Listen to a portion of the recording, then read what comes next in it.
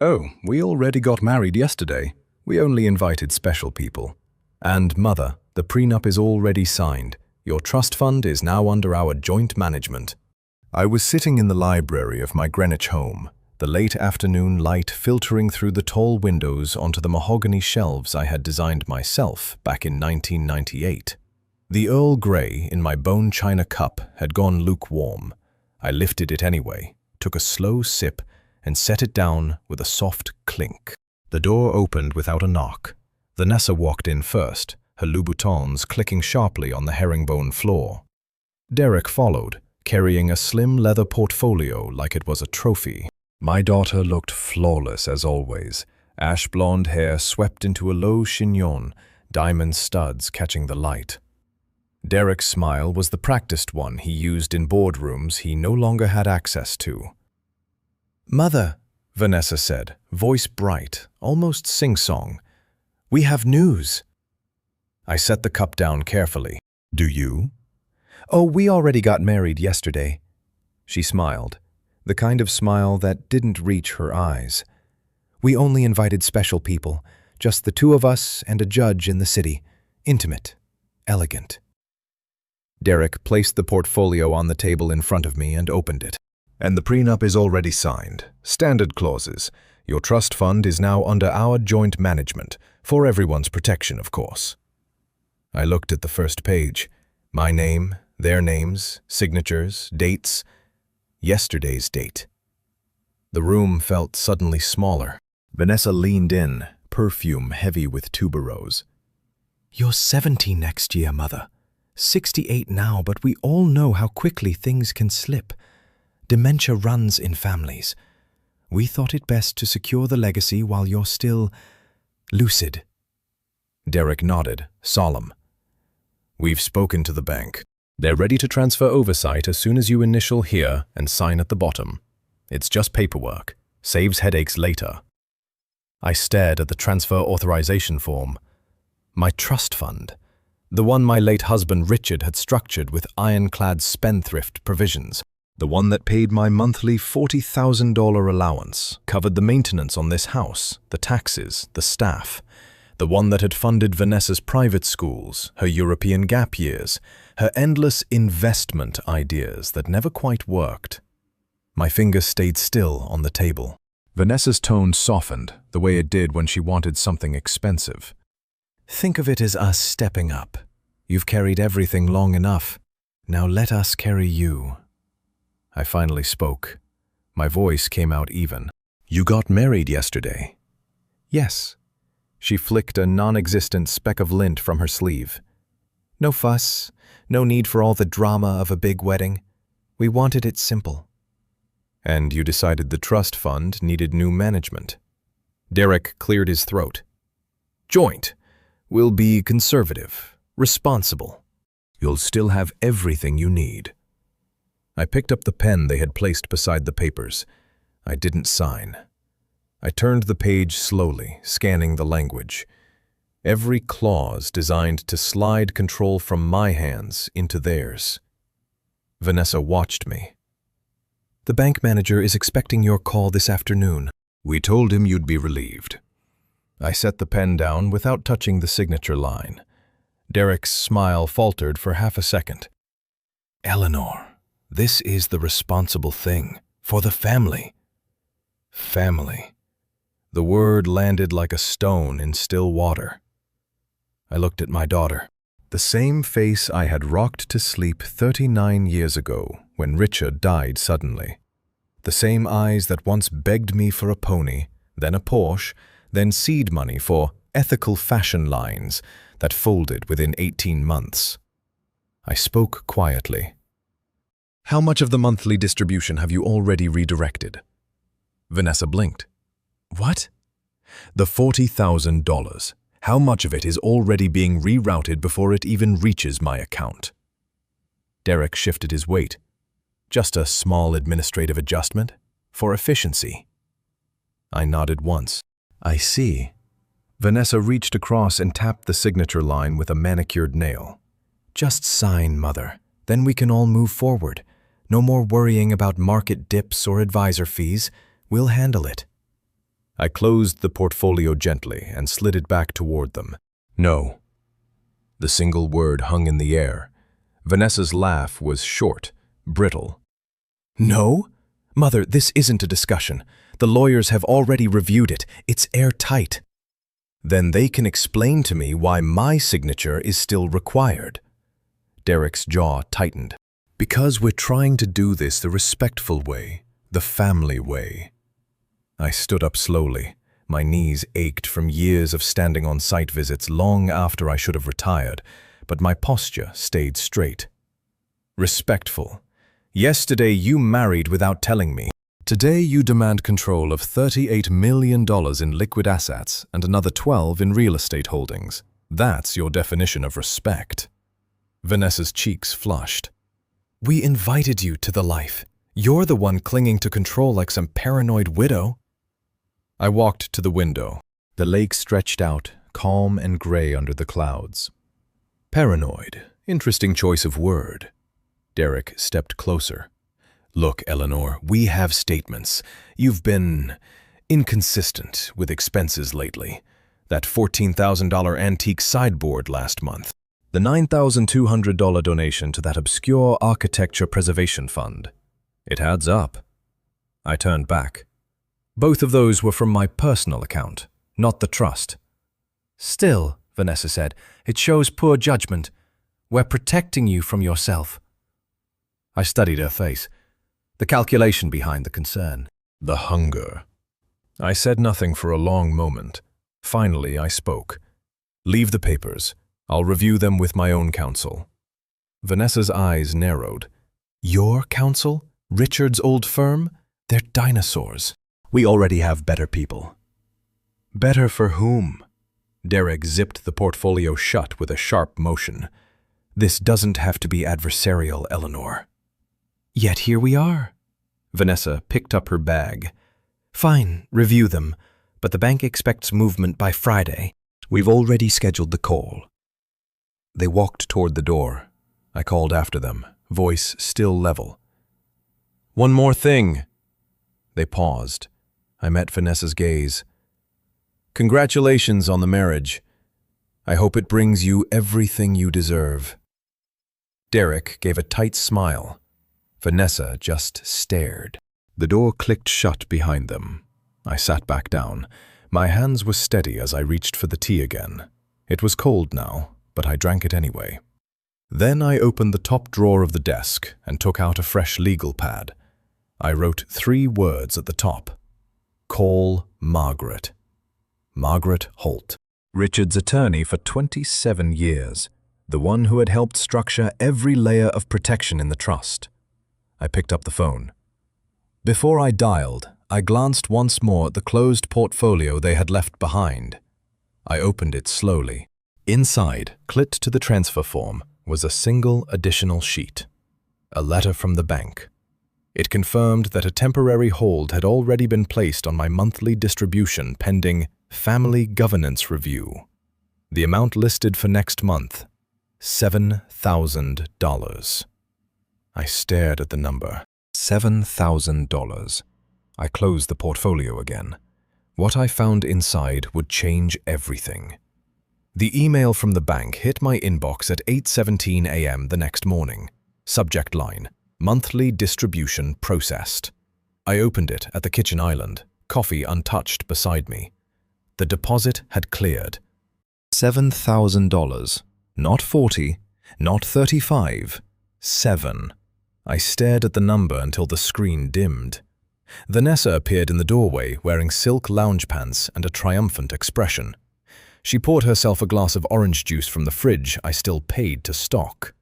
Good morning, Mother. I see the transfer went through.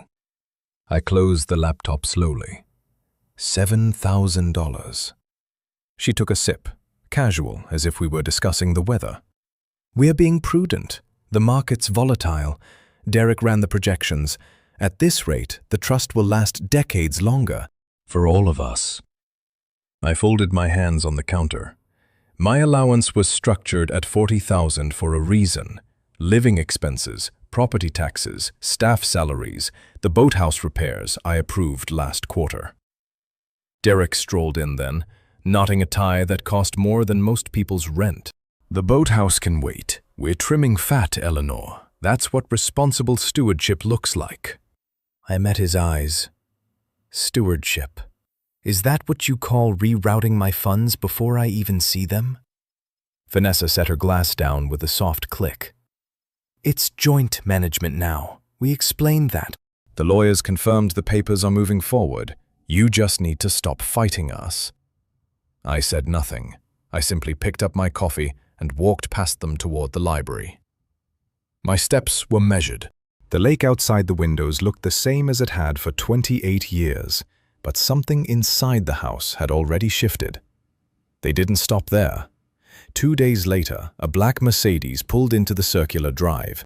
I watched from the upstairs landing as a man in a charcoal suit stepped out carrying a slim briefcase. Vanessa greeted him on the front steps like an old friend. "Mr. Caldwell, thank you for coming on short notice." I descended the stairs without hurry. "Another visitor?" Vanessa turned, smile fixed. "This is our attorney, Mother, Gregory Caldwell. He specializes in elder estate planning and capacity assessments. We thought a friendly conversation would help everyone feel secure." Mr. Caldwell extended his hand. His grip was firm, professional. "Mrs. Whitmore, pleasure.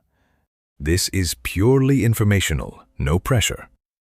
I led them into the formal sitting room, the one with the custom paneling I had sourced from a demolished 1920s manor in Newport. I sat in the wingback chair that faced the door. They took the sofa opposite. Caldwell opened his briefcase and produced a single folder. "We've reviewed the trust documents, standard language, but the spendthrift clause has some flexibility when mental capacity is in question. Recent behavioral patterns suggest possible impairment." I kept my face neutral.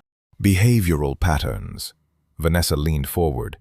"The antique purchases, the donations, forgetting to renew the lakefront permit last year. Small things, but they add up." Derek nodded beside her. "We're concerned. Protective." I reached for the silver bell on the side table and rang it once. The housekeeper appeared. "Tea for our guests, please, and a recorder for me. I like to keep notes on important meetings." Vanessa's eyes flicked to the small digital recorder I set on the table between us. "Is that necessary?" "Insurance," I said. "For my own records." Caldwell cleared his throat and began. He spoke in measured tones about cognitive evaluations, independent medical examiners, and how courts sometimes appoint guardians when families disagree. I listened without interrupting. Every few minutes I glanced at the recorder's red light, steady, unblinking. When he finished, I asked one question. "And if I refuse this assessment?" Vanessa answered before Caldwell could. "Then we'd have to petition the court. But no one wants that, Mother. It's expensive, public." "Messy." I stood. "Thank you for your time, Mr. Caldwell. I'll consider your advice." They left 20 minutes later. I waited until the Mercedes disappeared down the drive. Then I went to the walk-in safe behind the library paneling. The combination was still the same one Richard had chosen in 1997. Inside were the original trust papers, every bank statement since the fund's inception, and 3 thick folders of correspondence. I carried them to the desk and began sorting, page by page, year by year. I noted every transfer Vanessa had requested over the last decade, every emergency loan that was never repaid, every luxury car titled in her name but funded through the trust. The numbers formed a quiet, damning pattern. That evening, they insisted on dinner together. Family time, Vanessa called it. The dining room table was set with the Limoges china I had inherited from Richard's mother.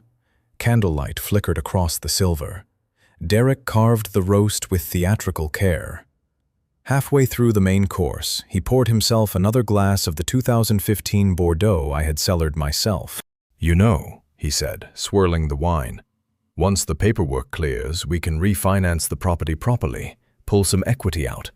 The lakefront lots alone could support a 7-figure line of credit." I paused, with my fork halfway to my mouth. "Refinance? Vanessa shot him a quick look, but Derek was already warming to his own voice. Absolutely. The house is paid off, but the assessed value is north of 14 million.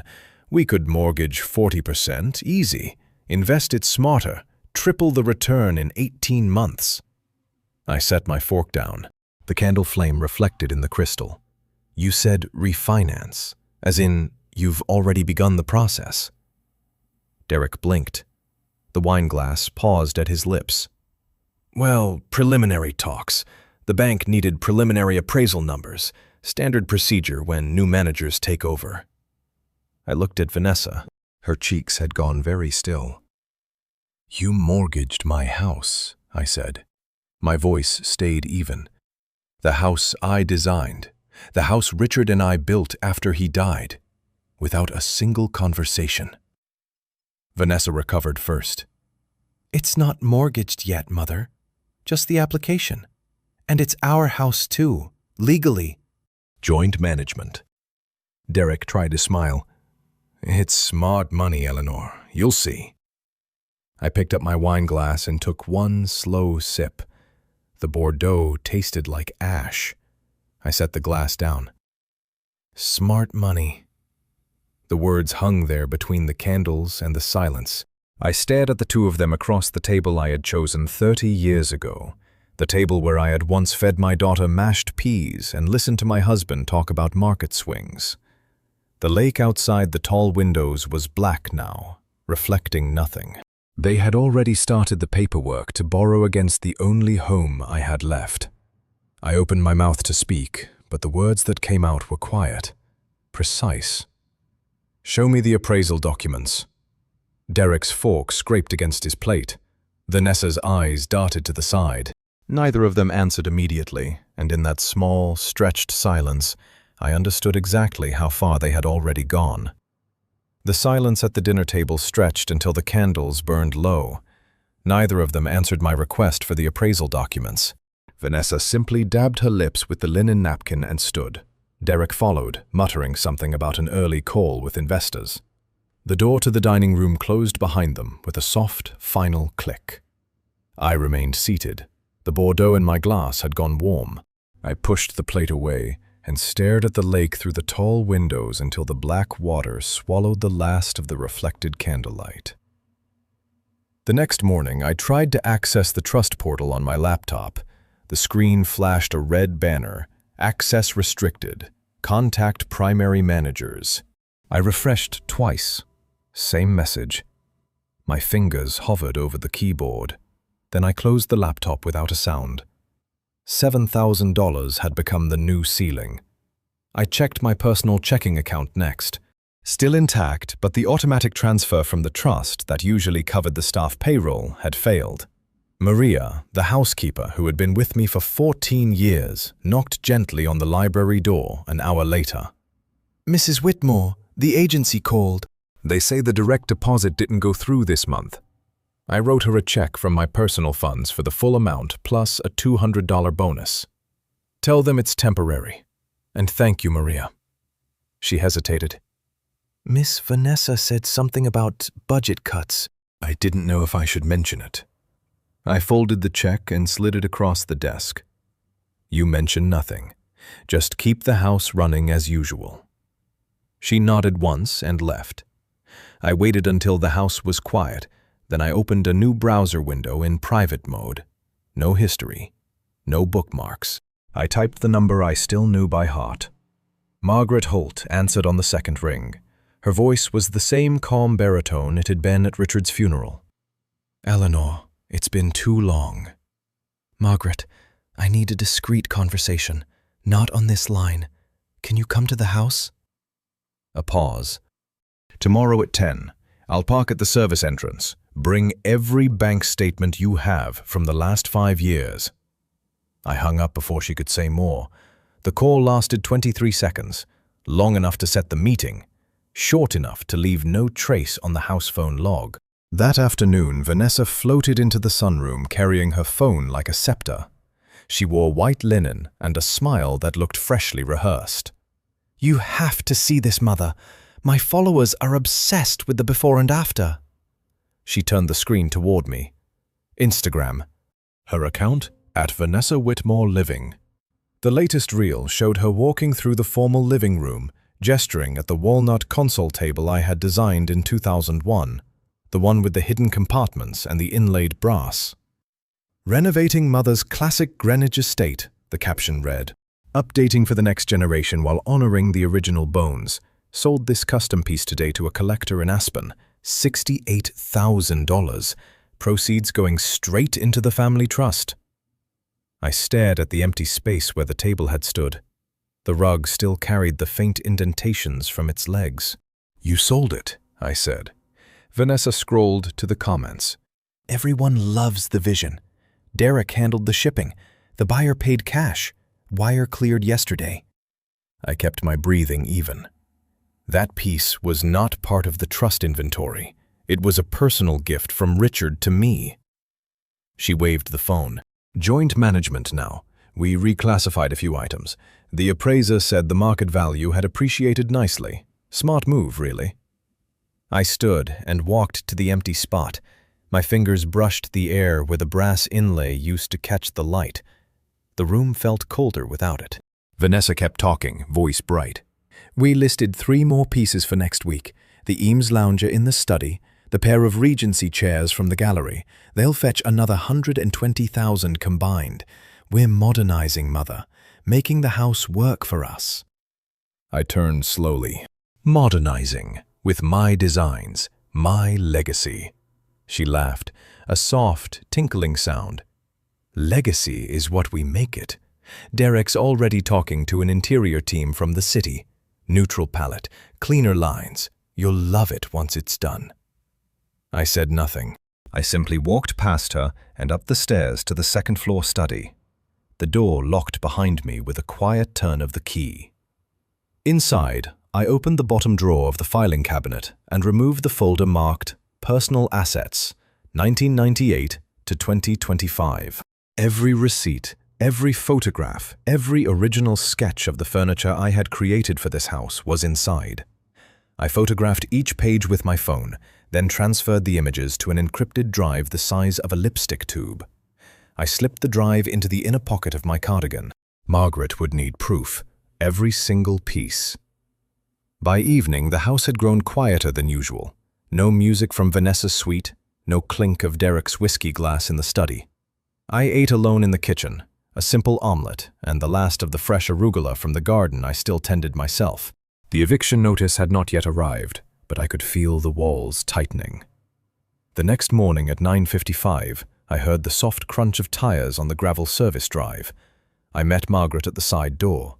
She carried a plain leather briefcase and wore a navy coat that looked 20 years old. We didn't hug. We simply walked straight to the library and closed the heavy oak doors. She set the recorder on the table before I could ask. "Start from the beginning. Dates, numbers, every conversation." I told her everything. The secret wedding, the $7,000 distribution, the mortgage application, the sold console table, the Instagram post, the restricted accounts. I slid across the encrypted drive and the thick folder of statements.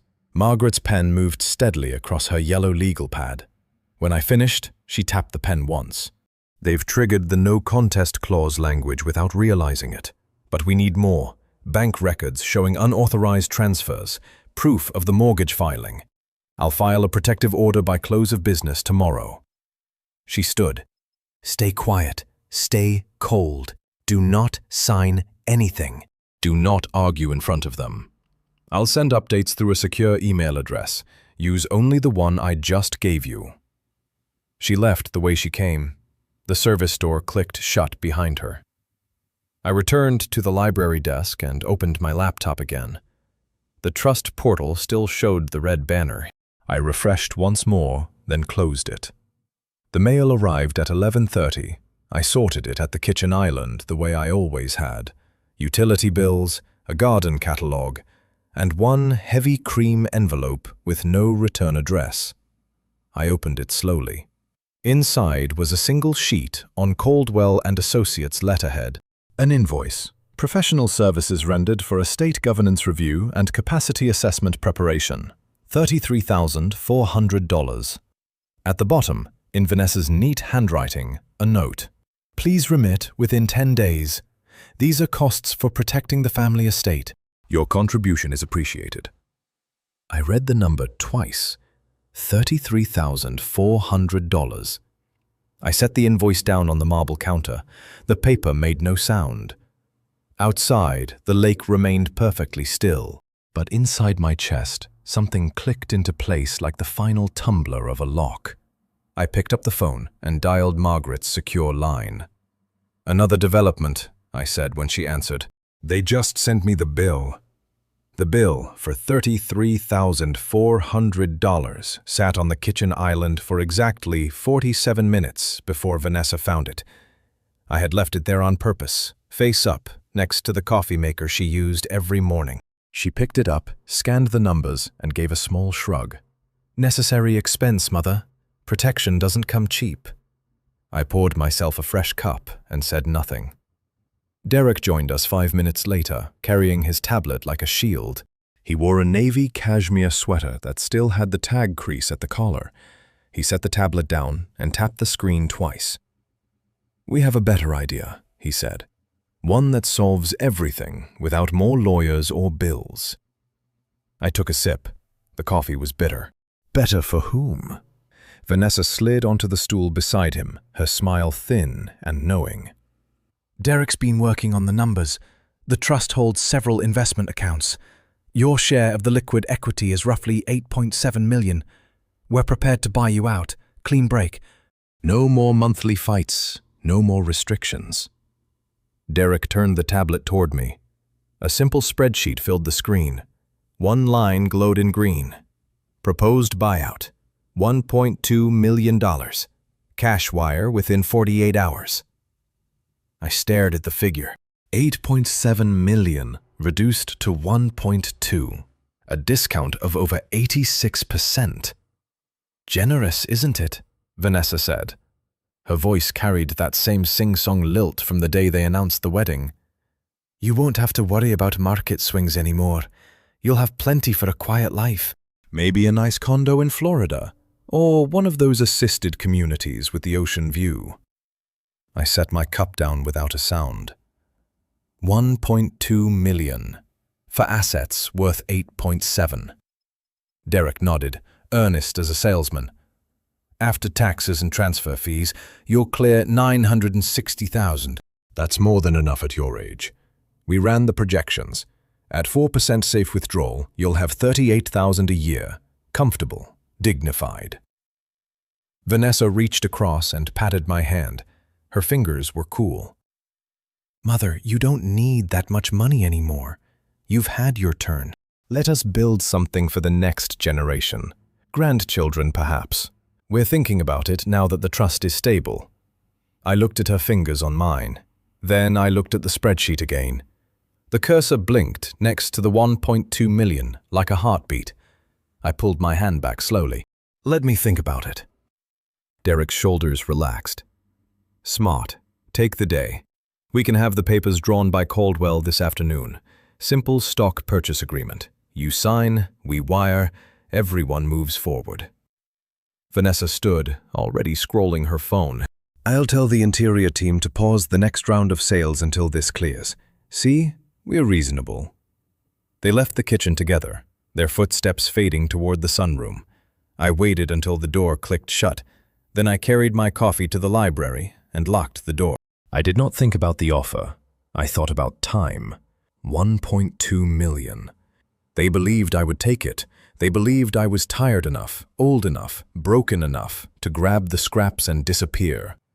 I opened my laptop and logged into the secure email Margaret had given me. No new messages yet. I closed it and opened the encrypted drive instead. I reviewed the photographs of the furniture receipts again. The console table alone had been appraised at $68,000. They had sold it in 72 hours and posted the proceeds like a victory lap. My phone vibrated once. A text from an unknown number, probably Derek's burner. I ignored it. Instead, I walked to the safe, removed the original trust documents, and photographed the section on buy-sell provisions. Page 47. The clause was clear. Any transfer of beneficial interest required unanimous consent of all living trustees and a fair market value appraisal by an independent firm. Not 1.2 million. Not ever. I saved the images, then sent them to Margaret with a single line. They offered 1.2 million for 8.7 million equity today. I am stalling. Her reply came in 90 seconds. Good. Keep stalling. I have the protective order ready to file at 4 p.m. Stay calm. I deleted the exchange and cleared the history. The rest of the afternoon passed in small, deliberate movements. I paid Maria's next 2 weeks in cash from my personal account. I walked the garden path along the lake and noted which rose bushes still needed pruning. I answered none of Vanessa's 3 texts asking if I had decided. At 6:15 they summoned me to the dining room again. The same Limoges china, the same candles. Derek had opened another bottle of the 2015 Bordeaux. "Any thoughts?" he asked as soon as I sat down. I unfolded my napkin. "I'm considering it." Vanessa's fork paused halfway to her mouth. "Considering? Mother, it's a gift. Most families wouldn't offer that much." I cut a small piece of salmon. "Most families wouldn't sell my furniture on Instagram either." Derek laughed once, short. "Water under the bridge. This buyout puts everything behind us. You sign tomorrow, we wire Friday. Simple." I took another bite. The fish tasted like nothing. "Tomorrow is fine." Vanessa's eyes brightened. "Perfect. I'll have Caldwell here at 10. We finished the meal in near silence. When the plates were cleared, I excused myself early. No argument, no drama. Just the soft scrape of my chair on the floor and the quiet click of the library door behind me. I sat at the desk and opened the laptop one last time before bed. The secure email icon showed one new message from Margaret. Subject line, blank. I clicked it. Inside was a forwarded PDF. The file name read, draft_Whitmore_Whitmore_E_04-03-2026.pdf. My finger hovered over the attachment. I opened it. The first page was a court filing template. Petitioner, Vanessa Whitmore Harrington and Derek Harrington. Respondent, Eleanor Whitmore. Grounds: progressive cognitive decline, inability to manage financial affairs, recent irrational asset sales and donations, refusal to cooperate with family-appointed advisors. Attached were screenshots. My Instagram posts they had somehow accessed, the antique sideboard receipt, the Preservation Fund donation, even a copy of the $33,400 invoice with my name highlighted. The petition was dated for filing next Wednesday. I closed the file slowly. The library lights reflected off the lake outside, calm and black and endless. They had already drafted the papers to declare me mentally incompetent. They had already chosen the date, and they still believed I would sign their 1.2 million buyout tomorrow morning. I closed the laptop. The room was perfectly quiet. I picked up the phone and dialed Margaret's secure line again. She answered on the first ring. "They filed a draft petition," I said. My voice did not shake. "Mental incompetence. Next Wednesday." Margaret exhaled once, sharp. "I was afraid of that.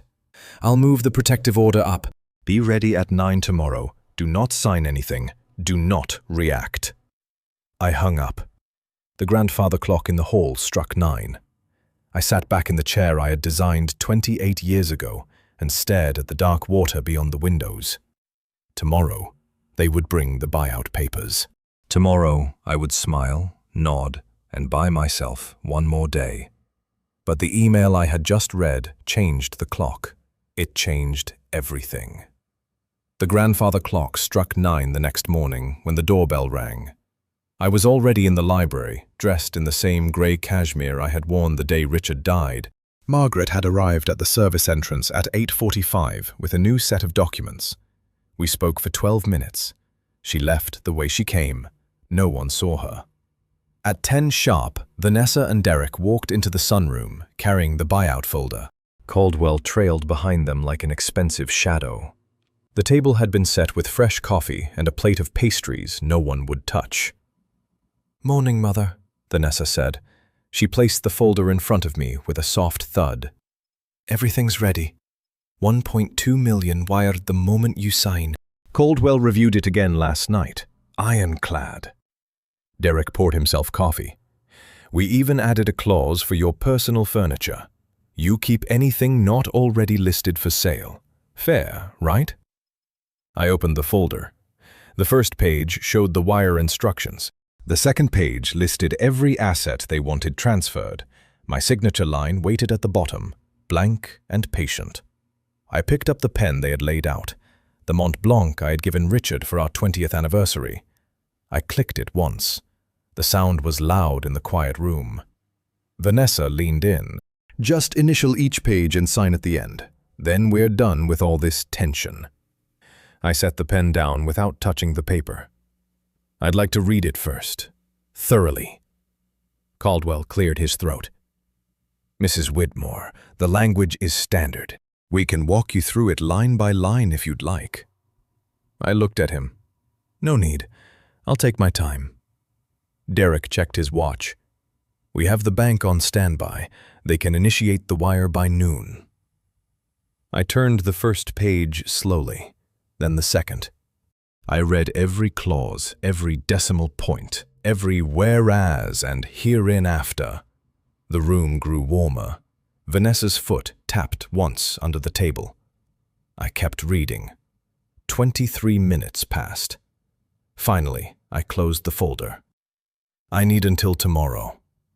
Vanessa's smile froze. "Tomorrow?" 24 hours, I said.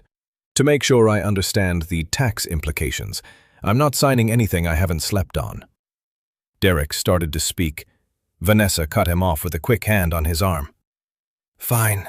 Tomorrow morning, same time. No more delays, Mother." They stood. Caldwell gathered his briefcase. As they reached the door, Vanessa paused and turned back. "By the way, I posted the new reel this morning, the one with the gallery renovation. You should watch it. The comments are pouring in." She left without waiting for a reply. I waited until the front door closed, then I opened my laptop and went straight to her Instagram.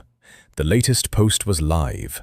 Vanessa stood in the long gallery I had designed in 2004, gesturing at the empty walls where 2 Regency chairs had stood yesterday. "Final phase of updating Mother's estate," she narrated, voice bright and polished. "These pieces are going to a private collector in Palm Beach. Combined value, $120,000. All proceeds straight into the family legacy fund. So grateful to be able to preserve and elevate this beautiful home." The comments scrolled beneath the video. Heart emojis. "Queen behavior. Finally, someone with vision." One follower wrote, "Your mom must be so proud." I closed the app. I walked upstairs to the 3rd floor storage room no one else knew existed. The one behind the false panel in the linen closet. Inside were the pieces I had never listed in the trust inventory. My personal designs, sketches, small prototypes. A single platinum card still in my name that they had not yet found. Centurion, untouched. I sat on the floor and opened my phone. I dialed a number I had memorized 2 nights ago, the private banker at a different institution in Manhattan. One Richard had introduced me to in 2015 for exactly this kind of quiet contingency. "Mrs. Whitmore," he answered, "I have the new trust documents ready. Irrevocable. You as sole trustee. No spendthrift exposure. No family access." I spoke clearly. "Transfer the personal holdings today. The jewelry collection, the original sketches, the 2 cars in my name. Everything not tied to the main trust. Use the power of attorney I sent yesterday." "Done within the hour," he said. "Confirmation to your secure email." I hung up. By 3 o'clock, the transfers had cleared. $280,000 in liquid personal assets moved into the new structure. Irrevocable. invisible to Vanessa's joint management. I printed the confirmation pages, folded them once, and slipped them into the inner pocket of my cardigan. The house was quiet again. Derek had left for the city. Vanessa was filming another reel in the garden. At 4:15, I heard her heels on the stairs, fast, sharp. She pushed open the library door without knocking. In her hand, she held a single sheet of paper, one of the confirmation pages I thought I had hidden. "Where did these come from?" she demanded. Her voice had lost its sing-song polish. I looked up from the desk. "Private matter." She slapped the page down in front of me. "Private? You opened a new trust? You moved assets out of the family structure?" Mother, this is exactly the kind of irrational behavior we've been documenting. I folded my hands. Those assets were never in the family trust. They were mine, personal, acquired before you were born. Vanessa's cheeks flushed. "You signed nothing yesterday. You stalled. And now you're trying to hide money. We have the petition ready, Mother. We can file it tomorrow if you force us." She pulled another document from her bag and dropped it beside the first. A one-page relinquishment form, simple language. I would surrender all remaining decision rights over the main trust and agree to the mental capacity evaluation. "Sign this," she said. "Sign it now and we forget the new trust ever existed. Keep your little side account if it makes you feel better. But the main estate stays under our control." I looked at the relinquishment form, then at my daughter's face. The same eyes that once begged for bedtime stories. Now they calculated interest rates. I picked up the pen again. The Mont Blanc clicked once. Vanessa waited, breathing shallow. I set the pen down next to the paper without signing. "I'll need to review this too," I said quietly. "Thoroughly." Her hand slammed the desk. The sound cracked through the library like a whip. "You don't get to review anymore, Mother. You sign or we file the petition tomorrow morning. Assisted living, guardianship, everything." I met her gaze without blinking. The lake outside the window had turned the color of steel under the late afternoon clouds. She had found the paper. She had drawn the line. And in the small space between her threat and my silence, I felt the last piece of the trap click into place. The confrontation in the library left a silence thicker than the lake fog outside. Vanessa stood there another 10 seconds, breathing hard, then snatched the unsigned relinquishment form and stormed out. The door slammed behind her with a finality that echoed down the hall. I did not move. I simply reached for the encrypted drive and added one more entry. Date, time, exact words of her threat. Then I closed the drawer and waited. The next morning, the Centurion card stopped working. I discovered it at 9:30 when I tried to pay the garden supplier for the spring bulbs. The terminal beeped once, read, declined. I stared at the screen, then slid the card back into my wallet without comment. Maria was watching from the doorway. I wrote her another check from my shrinking personal account and told her to keep the roses trimmed exactly as before. Vanessa found me in the kitchen an hour later. She held up her phone like evidence. "The bank just notified us. Your personal card triggered a fraud alert. We froze it for your own protection. Joint management, remember?" I poured my coffee. "Protection." Derek walked in carrying a fresh manila folder. He dropped it on the counter. Inside were new bank statements. My monthly distribution now read $0, not 7,000. 0. "Effective immediately," he said. "The trust administrators agreed it's the only way to stop the hemorrhaging. You've been moving assets behind our backs. We can't keep funding that kind of behavior." I stirred the coffee once. "Hemorrhaging?" Vanessa crossed her arms. "You have your little side trust now. Live off that. We're done subsidizing your nostalgia and your secret accounts." I looked at the 0 on the statement. The numbers stared back, black and final. They left me standing there with the empty folder. I spent the rest of the morning at the desk, doing what I do best. Numbers. I listed every expense the house still required. Property taxes due in 6 weeks, $42,000. Staff salaries for the next 30 days, 11,800. Groceries, utilities, insurance. I calculated the exact runway my personal funds would allow. 143 days if I cut every non-essential. I wrote it all in neat columns on the legal pad. Then I opened the secure email and sent Margaret the latest statements. One line only. All distributions terminated. Card frozen. Her reply arrived in 4 minutes. Hold position. I have the protective order scheduled for filing at 2 p.m. today. Do not engage. I did not engage. Instead, I walked the property line along the lake as I did every afternoon. The air smelled of damp earth and coming rain. At the far end of the boathouse, I noticed a black sedan parked on the public road. The driver did not get out. He simply watched me through the windshield. I kept walking at the same pace. When I passed the gate again, 30 minutes later, the car was still there. Derek had hired a private investigator. I knew it the way I once knew market dips before they hit the ticker. The man was good enough to stay back, but not good enough to stay invisible. I made a mental note of the license plate and kept my face blank. That evening, they dined without me.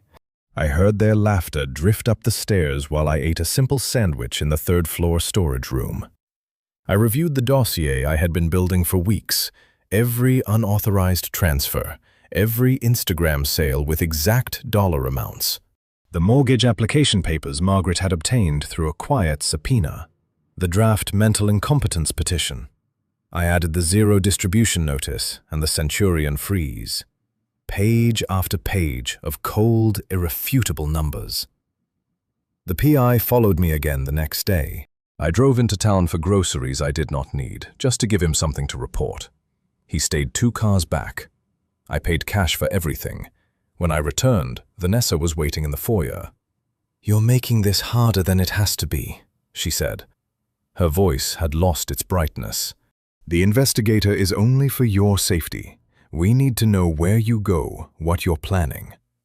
I set the grocery bags down. Safety. Derek appeared behind her, arms folded. "The trust board meets next week. We're recommending full guardianship. The petition is ready. Sign the relinquishment today and we drop everything. You keep your side account. We keep the house running the right way." I looked at them both. The calculation in their eyes had hardened into something colder. I said nothing. I simply carried the bags to the kitchen and began putting items away, 1 can at a time. The following morning, the mail arrived with a new envelope. Cream stock, no stamp, delivered by courier. I opened it at the kitchen island while the PI's sedan idled at the end of the drive. Inside was a single sheet. Internal notice from the newly appointed property management company. The company listed as Harrington Family Holdings, LLC. Subject: Notice of termination of occupancy. The text was brief.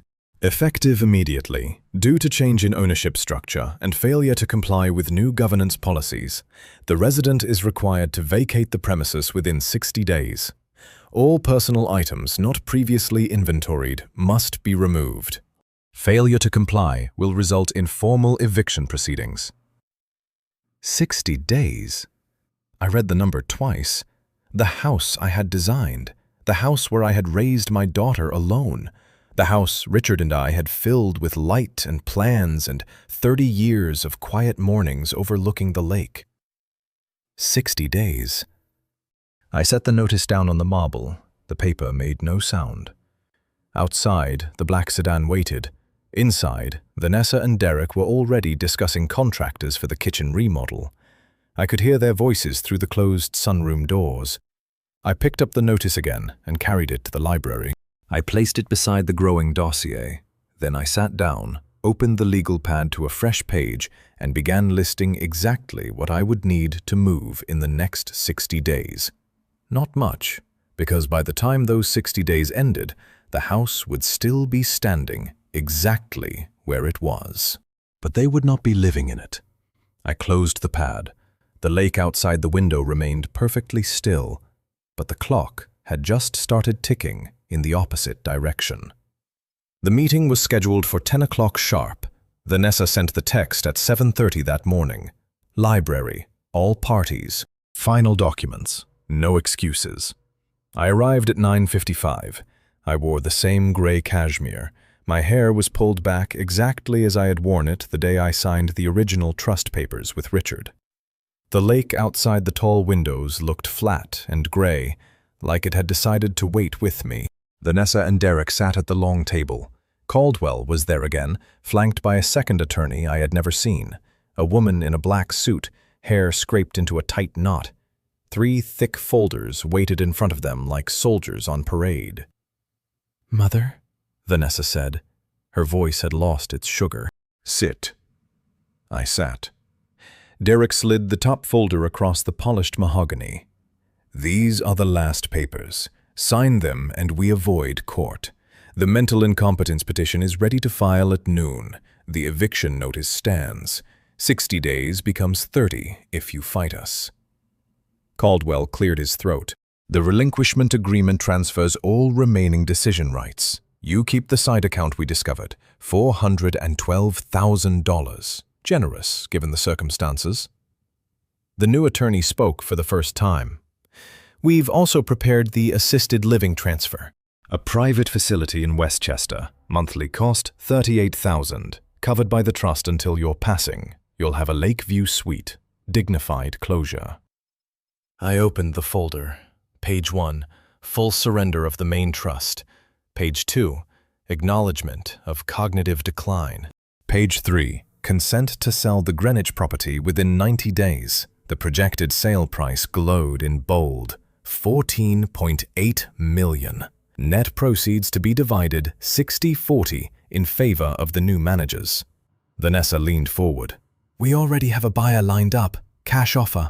Closing in 45 days. The real estate team starts packing next week. You'll be out before the leaves turn." Derek smiled the banker smile he used to flash before the insider trading investigation. "The house will finally pay for itself. We're pulling the equity, paying off the hidden mortgage we filed, and investing the rest. Smart money, Eleanor. Like I said from the beginning." I turned another page. The numbers blurred for half a second, then sharpened. 14.8 million. The house I designed beam by beam. The house where I taught Vanessa to swim in the lake at age 4. The house I had paid for with every late night and every sacrificed commission after Richard died. I closed the folder. No one spoke for a long moment. Vanessa tapped her nail on the table. "Sign, Mother, or we file everything at noon." The petition, the eviction enforcement, the restraining order to keep you off the property after 30 days. Your choice. I looked at each of them slowly. Caldwell, the new attorney, Derek, finally, my daughter. I said nothing. Instead, I reached for the small silver bell on the side table and rang it once. The clear note cut through the room like a scalpel. The side door to the library opened. Margaret Holt stepped in, carrying her own slim briefcase. She wore the same navy coat from her last visit. She did not smile. She did not greet anyone. She simply walked to the head of the table and set the recorder down between us. Red light already blinking. Vanessa's face went very still. "What is this?" Margaret opened her briefcase. She pulled out a single thick binder and laid it flat. "These are the bank statements," she said. Her voice was calm, almost conversational. "From the trust account, from the joint management you claimed 2 weeks ago, from every account you touched."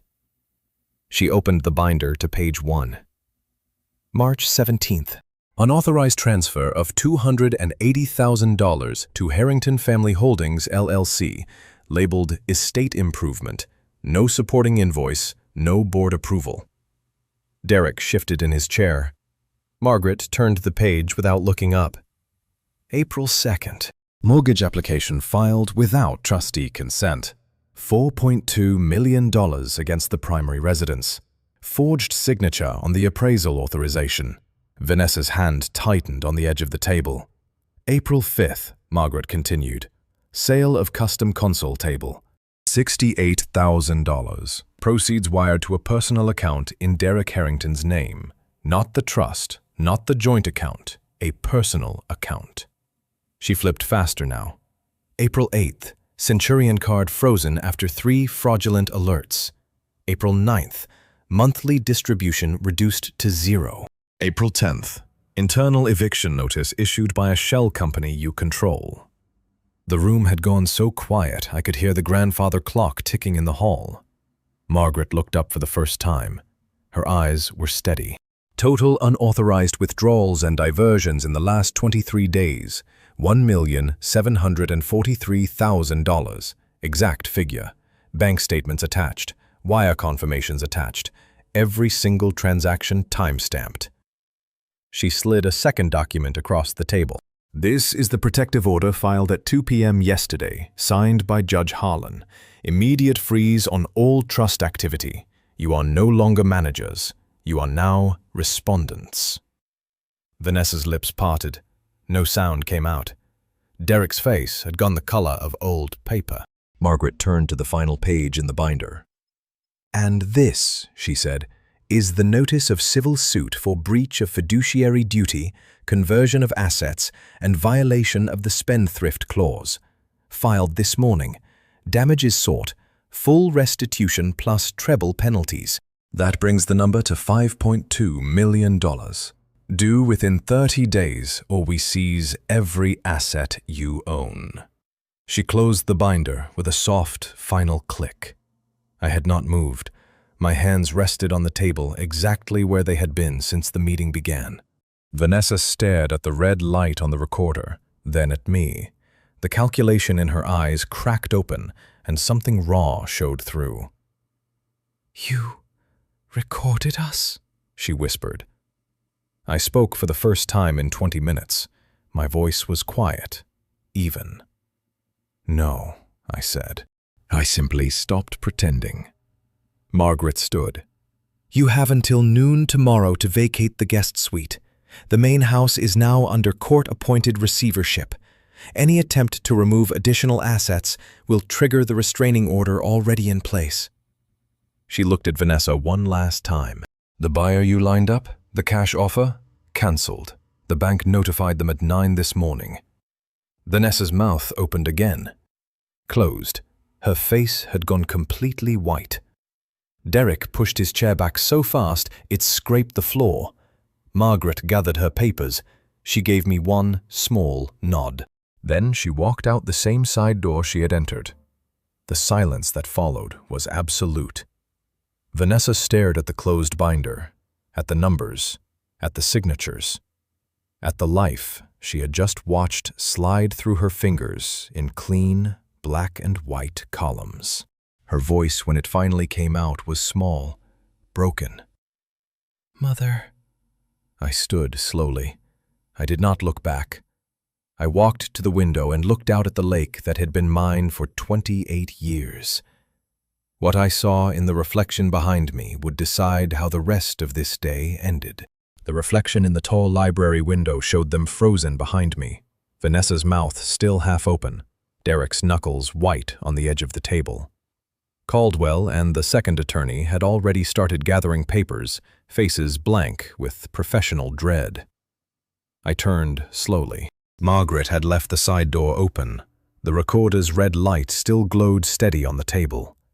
I walked back to my chair and sat down as if the meeting had only just begun. Vanessa found her voice first. It cracked on the first word. "Mother, this is a misunderstanding." "We were trying to protect—" I raised one hand. The gesture was small, final. "No." The single syllable cut her off like a blade. I looked at Margaret's binder still lying open between us, page after page of black and white proof. "You triggered the spendthrift clause," I said. My voice stayed even, almost conversational. Section 9.4 of the original trust Richard and I executed in 1997. Any attempt by a beneficiary to seize, encumber, or redirect assets without unanimous trustee consent results in automatic forfeiture of that beneficiary's entire interest. Vanessa's eyes darted to Caldwell. He would not meet her gaze. I continued. You also triggered the no contest clause. Section 12.7. Any challenge to my capacity, any filing of a mental incompetence petition, any attempt to evict me from this house automatically disinherits the challenger. Completely. Not $1, not one stick of furniture. Derek's laugh was short and ugly. You're bluffing. The lawyers reviewed everything. I slid the original trust document across the table. The pages were yellowed at the edges, but the ink was still sharp. I had highlighted the clauses in red the night before. Read it yourself. He did not touch it. I turned to the new attorney. You may want to advise your clients that the court has already frozen every account they touched. The wire transfers, the mortgage filing, the Instagram sales, all of it. The woman in the black suit closed her eyes for half a second. Then she began typing rapidly on her laptop. I looked back at Vanessa. You owe the trust $2.4 million. Exact restitution demanded in the civil suit filed this morning. That includes the $1.7 million you diverted, plus treble damages under Connecticut fiduciary law, due in 30 days. Or we seize your cars, your jewelry, the apartment in the city you bought with trust money last year. Vanessa's face had gone the color of the lake in winter. Derek stood so fast, his chair toppled backward. This is extortion. No, I said again. This is accounting. Margaret's voice came from the doorway. She had stepped back in without a sound. Mr. Harrington, you might also want to speak with your own criminal counsel. The bank statements we obtained include a series of transfers from 2022 that match the pattern from your old insider trading case. The SEC has been copied. They're reopening the file. Derek's mouth opened, closed. He looked suddenly smaller inside the expensive sweater. I stood once more. The house stays in my name. The trust stays under my sole control. The staff stays. The garden stays. Everything you tried to sell, everything you tried to mortgage, everything you tried to steal stays exactly where it is. I walked around the table until I stood directly in front of my daughter. Her eyes were wet now, but no tears fell. She had learned that much from me. You have until 6 o'clock tonight to remove your personal belongings from the guest suite. Anything left behind becomes property of the estate. Maria will supervise. The security system has already been reset. Your codes no longer work. Vanessa whispered, You're really doing this? I studied her face the way I once studied blueprints, every line, every calculation. Yes. Derek grabbed her arm. Come on, we'll fight this. You won't, I said. Because the moment you file anything, the no contest clause strips you both of every future claim. Forever. The second attorney stood quietly and slipped her laptop into her bag. She gave Caldwell a single nod. They left without another word. Vanessa lingered one heartbeat longer. I waited. She turned and walked out. Her Louboutins no longer sounded triumphant on the herringbone floor. They sounded like someone leaving a life she had already lost. The front door closed behind them at 10:47 a.m. I remained standing at the window. The black sedan at the end of the drive pulled away slowly. The private investigator had received the memo. The lake lay flat and silver under the morning sky. A single sailboat drifted far out, white against the gray. I walked to the sideboard, the one they had not yet sold, and poured myself a cup of Earl Grey from the pot Maria had left steeping. The china was warm in my hands. I carried the cup back to the wingback chair I had designed in 1998. The leather had softened exactly the way I intended. I sat down, crossed my legs at the ankle, and took the first slow sip. The house was quiet again. The kind of quiet that had existed before they ever walked in with their portfolio and their smiles. No shouting, no tears, no final pleas, only numbers, only clauses. Only the cold, clean arithmetic of consequences. I looked out at the water that had reflected 30 years of my mornings and felt the last knot in my chest loosen and fall away. They had come for everything. They left with nothing. I took another sip. The tea tasted exactly right. And in the stillness of the library I had built with my own hands, I allowed myself one small, private smile. Not for them, for the woman who finally remembered she had never needed their permission to exist. The story you just heard is finished, but the question remains. When someone tries to rewrite your life with their own signature, what clauses have you hidden in the fine print of your own future? If this tale of quiet reckoning stayed with you, leave a comment below with the one line that hit hardest. Like if you believe money reveals character faster than any mirror ever could. And subscribe for more long-form dramas where the only weapon needed is the truth, written in black ink and unbreakable numbers.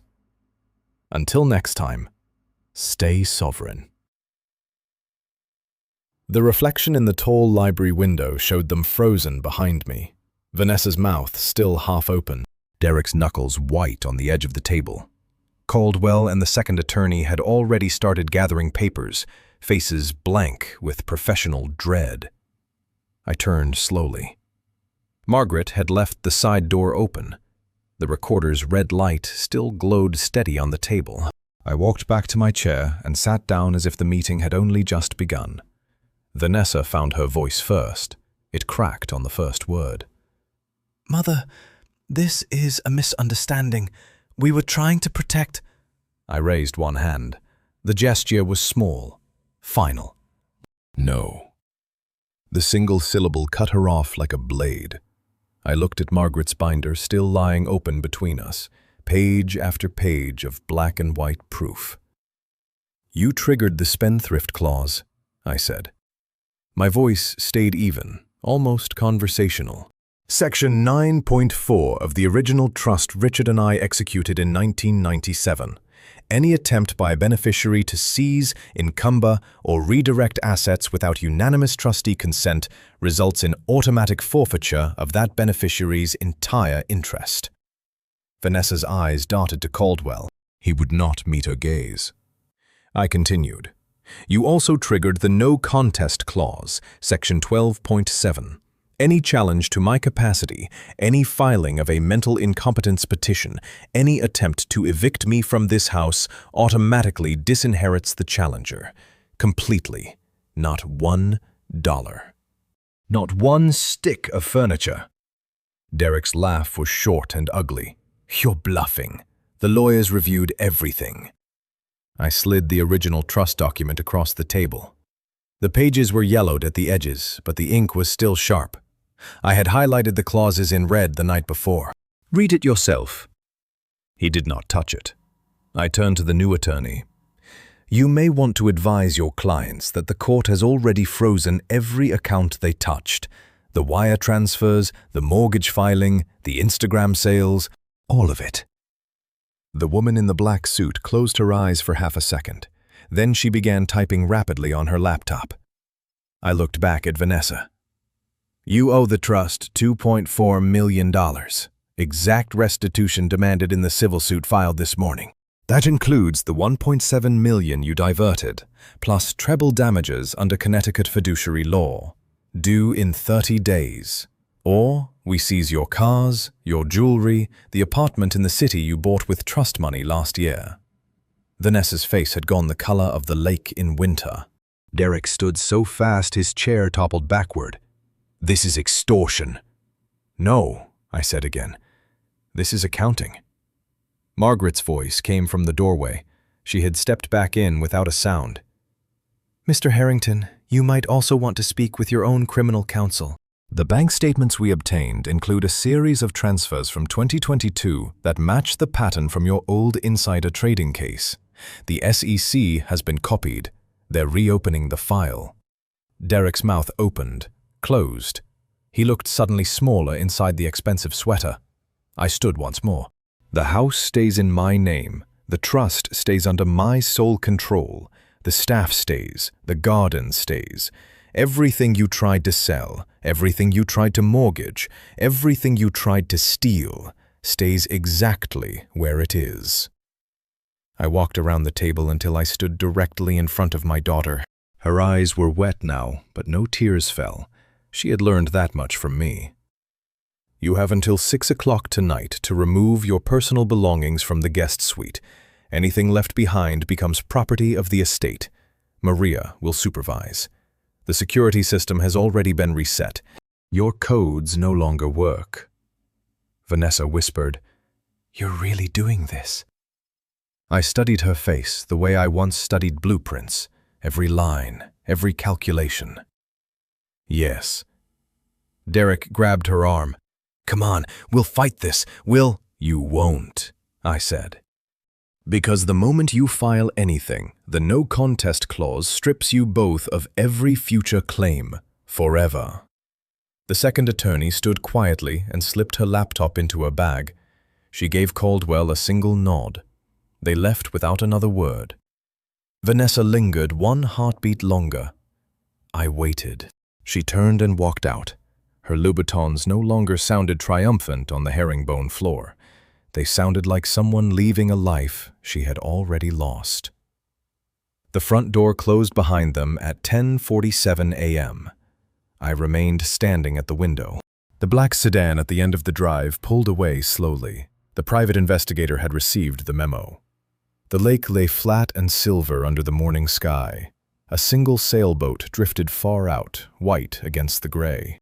I walked to the sideboard, the one they had not yet sold, and poured myself a cup of Earl Grey from the pot Maria had left steeping.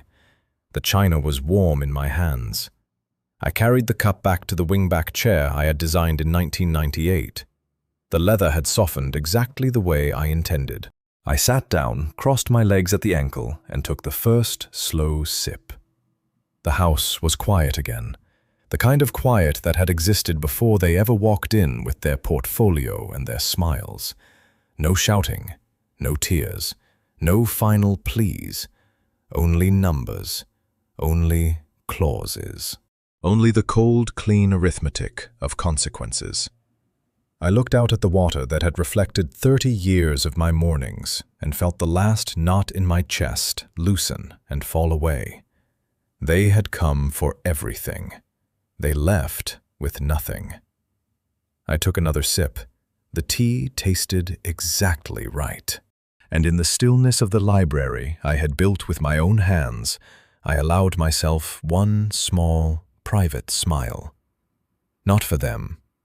For the woman who finally remembered she had never needed their permission to exist.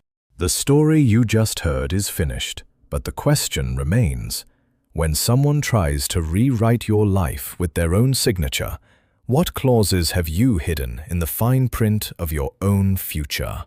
If this tale of quiet reckoning stayed with you, leave a comment below with the one line that hit hardest.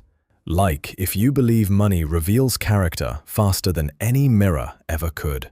And subscribe for more long-form dramas where the only weapon needed is the truth, written in black ink and unbreakable numbers. Until next time, stay sovereign.